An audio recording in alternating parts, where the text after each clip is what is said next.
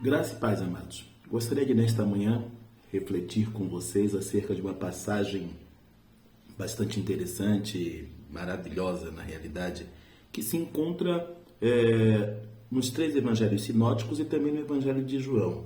Dada a sua singularidade, a sua importância, dado este registro profético tão profundo e os elementos que ali estão, as lições que ali estão, referentes à igreja, e que eu entendo que a igreja precisa mais e mais compreender e tomar posse disso. Leiamos, amados. Eu vou pegar por referência Marcos capítulo 11, amém? Quando estavam se aproximando de Jerusalém, chegando a Betfagé e Betânia, perto do Monte das Oliveiras, enviou então Jesus 2 dos seus discípulos e lhes recomendou: ide ao povoado que está logo adiante de vós, e assim que entrardes, acharei um jumentinho amarrado, sobre o qual ninguém ainda montou. Soltai-o e trazei-o aqui. Se alguém vos inquirir, por que fazei isto? Replicai: o Senhor precisa dele e sem demora o enviará de volta para aqui. Eles partiram e logo encontraram um jumentinho na rua, amarrado a um portão, e o desprenderam. E alguns dos que ali estavam censuraram-lhes: que fazeis soltando o jumentinho? Eles, todavia, justificaram-se conforme Jesus os orientara, diante do que lhes permitiram seguir. E assim trouxeram o jumentinho até onde estava Jesus. Selaram-no com seus mantos e Jesus o montou. Então, muitas pessoas estendiam seus mantos pelo caminho, outras espalhavam ramos que tinham cortado nos campos. Tanto os que caminhavam adiante, como os que seguiam após, proclamavam: Hosana, bendito que vem em nome do Senhor. Bendito seja o reino vindouro de nosso pai Davi. Hosana nos mais elevados céus. Amém? Como eu falei, essa passagem maravilhosa e registrada em todos os evangelhos é por demais importante para a compreensão, em especial da igreja, do reino de Deus, deste reino que é chegado a nós. O fato é que essa entrada triunfal de Jesus Cristo ali em Jerusalém, ela é tida, ela é posta, ela é reconhecida como triunfal numa perspectiva espiritual. E é disso que eu quero falar. Porque, dado o que os judeus esperavam, certamente, na imaginação deles, esta entrada se daria não por um homem tão simples, não por um homem tão humilde, não por um homem com um discurso tão brando, tão pacífico de amor, e montando um jumentinho e cercado por pessoas tão simples e num gesto tão simples. Isto certamente para os judeus daquela época e para as suas expectativas não foi uma entrada triunfal, porque eles esperavam um grande líder, um grande guerreiro montado num cavalo de porte, montado, enfim, numa carruagem, talvez ao estilo daquelas carruagens utilizadas pelo exército romano nas grandes batalhas, enfim. Era isso que se esperava, porque era essa perspectiva dos judeus referentes ao Messias. O Messias que viria para libertá-los, para livrá-los da opressão do Império Romano. Um Messias que viria para estabelecer o seu reino temporal, o seu reino físico, o seu reino material. Um Messias que viria para libertá-los do jugo da opressão exercida pelo homem. Contudo, não era este o perfil daquele Messias. Não foi assim que Jesus Cristo se apresentou. Não foi proclamando este reino físico. Não foi proclamando esta libertação de um império, de um jugo material, de um jugo humano. Isto se dará ainda. E é interessante a gente pensar nisto. Isto se dará na volta de Cristo, na sua segunda vinda. Quando então estabelecerá um reino milenar. Quero fazer este paralelo. Mas a sua primeira vinda se deu. E na sua primeira vinda foi sim estabelecido um reino. Ele veio não como um grande líder para estabelecer um reino físico, mas ele veio como um servo sofredor. E na condição de servo sofredor e por meio da sua entrega voluntária e por meio dos seus ensinamentos de amor, de mansidão, de pacificação, como muito bem expresso ali no Sermão da Montanha, ele estava assim restabelecendo um reino. E um reino muito mais potente, um reino muito mais poderoso, um reino muito mais libertador do que o reino que aquelas pessoas estavam esperando, porque ele veio na condição de servo sofredor, entregando-se por nós para nos libertar dos pecados, tomando o nosso lugar ali no madeiro, ali na cruz. Ele veio para estabelecer um reino espiritual. E como eu já falei neste canal, em tantos outros vídeos, o mundo espiritual, o reino espiritual, tudo isso precede o físico. E, portanto, e até nesta condição de preceder, tem um valor, uma importância, um poder muito maior. Este reino que Jesus veio estabelecer já foi estabelecido. Ele veio e ele já estabeleceu.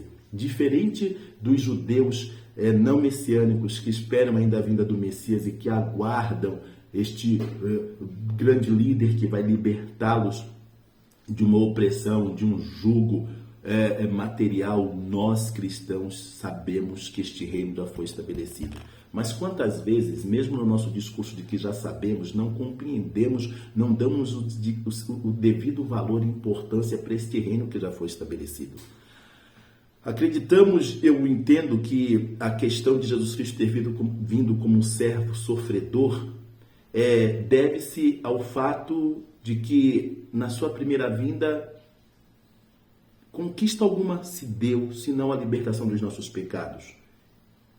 E parece que, nesta perspectiva, a libertação dos nossos pecados é algo muito simples, simplório, muito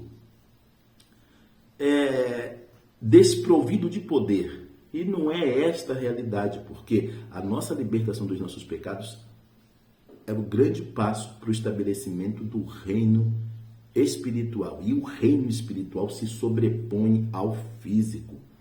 E desde a manifestação do Senhor Jesus Cristo foi estabelecido um reino com poder. Não à toa, próprio João Batista, precursor do ministério de Jesus Cristo, já anunciava que era chegado o reino de Deus. Jesus Cristo, no início do seu ministério, assim que ele proclamava: arrependei-vos, pois é chegado o reino de Deus. Os discípulos ali, depois da constituição da igreja, depois de Atos, era esse o discurso: arrependei-vos, pois é chegado o reino de Deus. Não chegará, já chegou o reino de Deus, este reino espiritual, esse reino que já foi estabelecido. Eu quero ler com vocês uma outra passagem aqui que exemplifica bem isto. Vamos aqui em Mateus capítulo 11.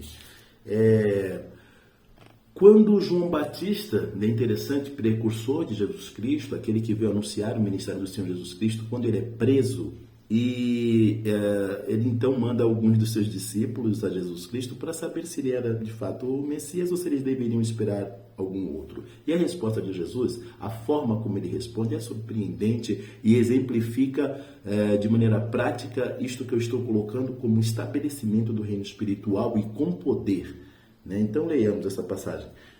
Mateus capítulo 11. Havendo, pois, terminado de instruir seus 12 discípulos, partiu Jesus dali para ensinar e pregar nas cidades da Galiléia.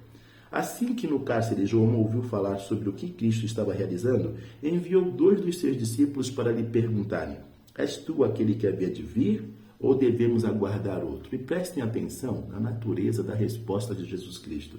Jesus, respondendo, disse-lhes: ide e contai a João o que estás vendo e ouvindo.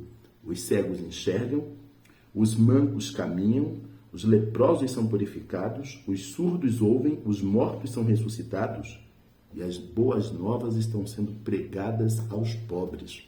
É chegado o reino de Deus. E é este reino espiritual que já chegou, este reino espiritual do qual a igreja já tomou posse por estar em Cristo, este reino espiritual que já foi estabelecido, constitui-se nisso, sobre o domínio, sobre o poder, sobre todo o mal, sobre toda a obra das trevas.